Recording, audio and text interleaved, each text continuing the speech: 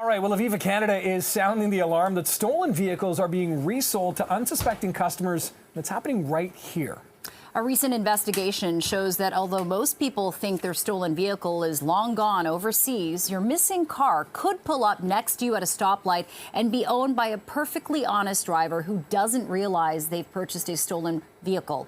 Well, joining us now to talk about this problem and how it happens is Aviva Canada's AVP of Fraud and Financial Crime Strategy, Jamie Lee. Jamie, thank you so much for joining us this morning. So I think what people need to understand is that there's been this 300% rise in re-vinning. So what exactly is re-vinning of a vehicle? Yeah, that's right. Unfortunately, we've seen a huge rise in re-vinning.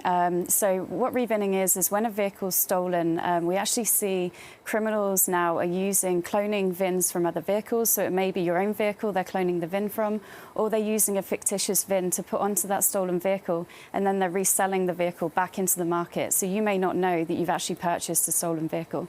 Okay, and what is a VIN, very quickly, just in case people Yeah, don't sorry. know what that is. A VIN, okay. VIN is a vehicle identification number. So it's a 17-digit number on your vehicle. So you find it in multiple places on the vehicle. So the criminals are trying to hide that this is actually a stolen vehicle.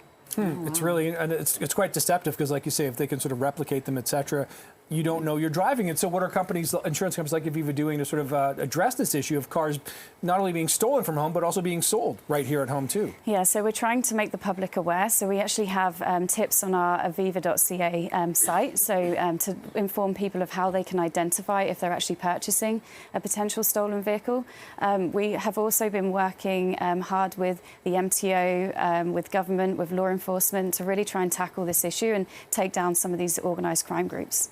Yeah, and we've really been seeing a rise in vehicle thefts, especially, I guess, post-pandemic period.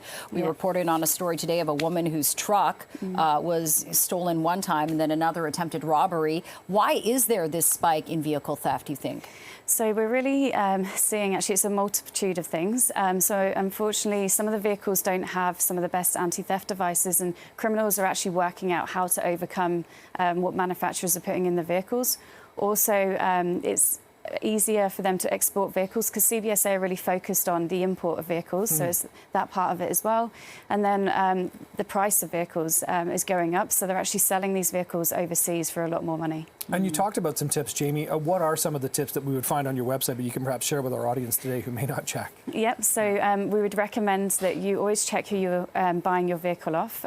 If you're buying it on Kijiji or Facebook Marketplace, then we really recommend that you check out, who you're buying the vehicle from. Are they asking you to meet in a suspicious area? Are they asking to pay a large sum of cash, but actually the vehicle is being sold quite cheap for the price it should be? You can also do checks with the MTO and ask, actually, if you have a trusted mechanic, they can actually plug into the vehicle and check the VIN for you to make sure it's actually the vehicle it should be. Okay, so let's reverse it. What if, you purchased a vehicle, you think this is an honest transaction, and then you discover from police or the previous owner, wait a sec, this is actually a stolen vehicle. What happens in that scenario? So, yeah, it's been really scary. We've actually seen some customers that have been stopped on the side of the road by law enforcement, and they've been told their vehicle is actually a stolen vehicle, and the vehicle is seized by law enforcement because they're giving it back to the original owner.